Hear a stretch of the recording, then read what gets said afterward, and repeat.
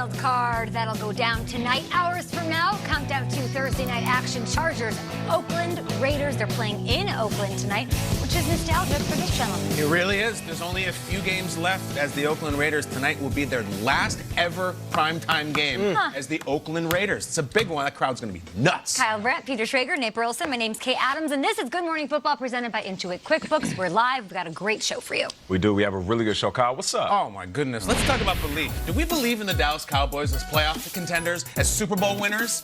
What about Aaron Rodgers and the Packers? Are they going to the Super Bowl this year? I believe in a thing called love. We do, Kay. We love it. The darkness that's setting in tonight in the Raiders game. But we will talk about belief at the table. We're bringing back our scales. These segments get absolutely nuts, even by our standards. And guys, can you feel some magic in the air? Can you feel some magic? John Dornbos, that man. He's played with Michael Vick, Donovan McNabb, Carson Wentz. Now he hangs with Chris Angel and David Blaine. He was a longtime Philadelphia Eagle turned super successful magician. He's going to be in here. He's going to do tricks. We're going to talk Eagles, and he has an incredible personal story. And how about these Raiders that go down? Mike Mayock, our old colleague, he and John Gruden brought in some rookies. They brought in some receivers. Yep. How are those guys doing? Nate is going to break it down in a burlesque. Nate, what are you going to tell us? I'm going to tell you guys why the Raiders have something a little bit more special than we give them credit for. Okay, this sounds like a show. Hey, now. Are we going to the bar after, like, towards the end of the show? You mean after or during? Both. Both. Okay, Let's both go. are happening. Yes, it's we time are. for We'll the call some lead shots. block. Lead block. Lead block. Welcome in MJ Acosta. She is our intrepid reporter, keeping all eyes on all things going on out in Oakland. We've been talking a lot about the Bosa brothers all season long, but how has the bigger Bosa, Joey, who Nate affectionately calls Bosa Constrictor, how has he evolved since he entered the league back in 2016?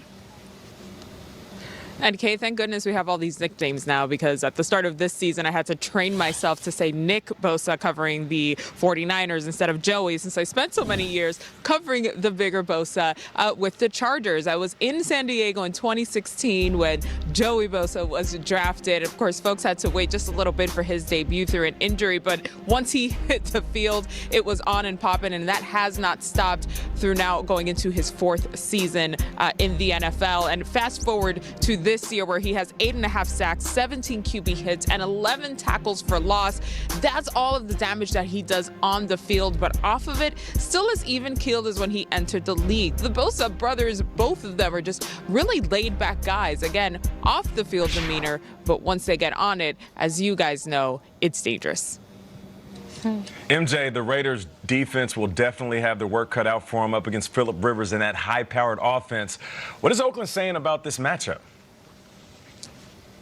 Yeah, defensive coordinator Paul Guenther immediately addressing the likes of Phillip Rivers, Melvin Gordon, Keenan Allen, all of the guys that they will have to try and stop tonight here at the Oakland Coliseum. And Coach Guenther says that even though his team, of course, got a huge spike in confidence after their big win against the Lions, their return back here to the Coliseum after being gone for 49 days, but they're not resting on their laurels there. They know the challenge that it's ahead of them, but he did credit his guys like Darryl Worley, who had an incredible interception, coach calling it one of the best picks he's ever seen. And then, of course, crediting safety Carl Joseph, who had that unbelievable monster stop in the end zone to deny the Lions.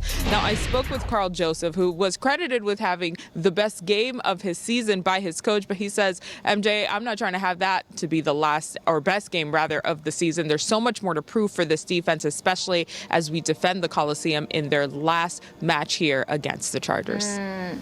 And there's so much at stake there under the bright lights of Thursday night football. MJ, thanks for joining us. Excellent work. We'll have you back in a little bit to keep us updated on all things Chargers Oakland. I mean, LA's fired up. They want to set the record straight in the AFC West. The Raiders poised to defend their home turf for the last time in prime time. It's tonight at 8 p.m. Eastern on NFL Network, on Fox, and streaming on Prime Video.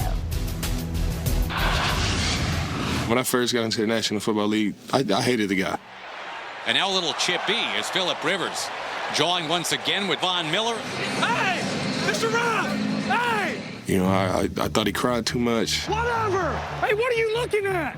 Why, though? I just don't understand why you pick it up. You must have thought it to throw it. Some of them I laugh at. Some of them I kind of shake my head and go, what in the world am I doing?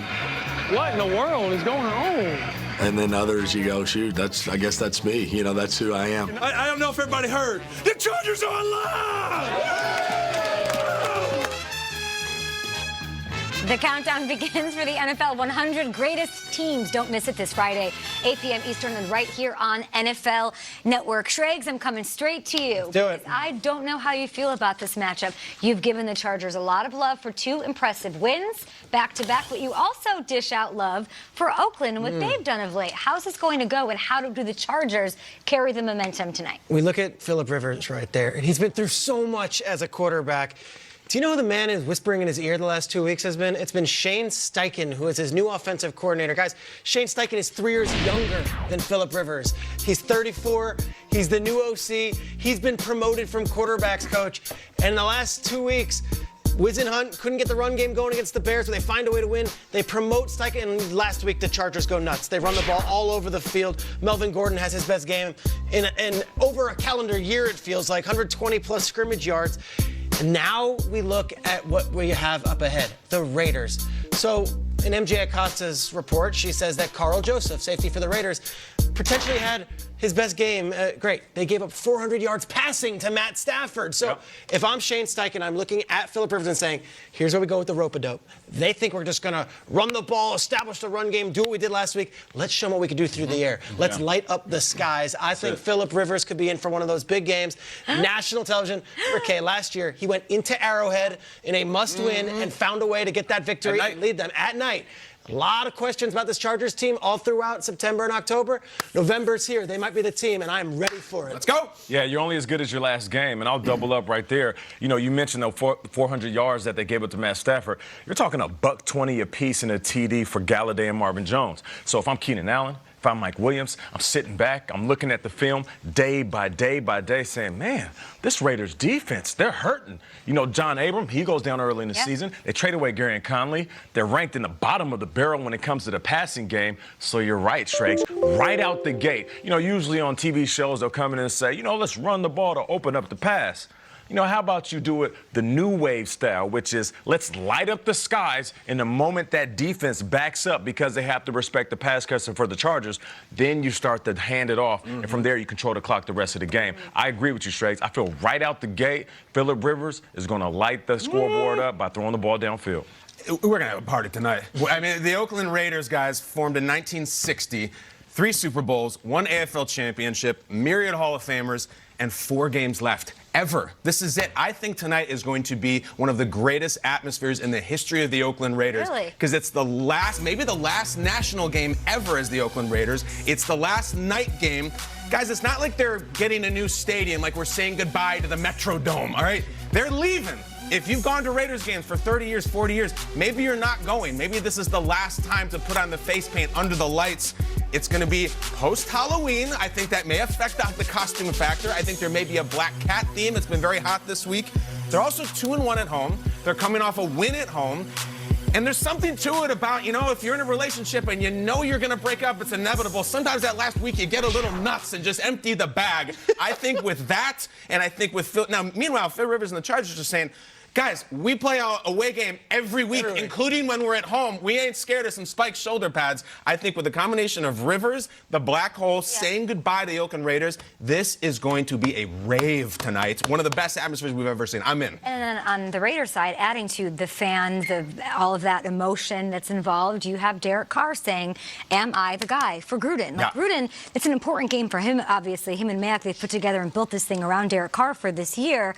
But is he the franchise guy? Is he the guy of the future? Gruden's got a couple of years there. On the flip side, Philip Rivers doesn't. Who knows how long Philip Rivers is going to be playing? So I wonder what this means for that locker room. This is a must-win game. He knows that all of those losses they had this year were one-possession games. And he said at the podium, if we just had one, if I could just have that Colts game back, one of those games, we'd be sitting pretty. He knows he's not. He knows his back is against the wall like he likes it. There's a lot of weird, like Kyle is saying, X factors that bring emotion and a party atmosphere to this game tonight, guys. 100%. And high stakes for the quarterbacks, like you said. Right. I think if Derek Carr wins this game tonight, he's Mr. Mandalay Bay. I think he's going. This is big for him. More on this matchup coming up, but we also, I mean, there's 3 mega matchups in Week 10. A great week for football. Yes, 6 teams on a bye. We're going to break all of it down for you, the viewer, waking up to us and choosing us on Thursday. Cowboys, one of those big matchups. Are we buying into them as real contenders? How much? Leaf scale. These scale segments are the best. And Giants-Jets on Sunday. It's been a dark football season for Oh, yeah, both teams. Yeah. No, Whose future is brighter, though? Woo! I don't know. We'll get into that. You know what I don't believe in? Yeah. Pizza cutters. Oh, I like those. Then I don't.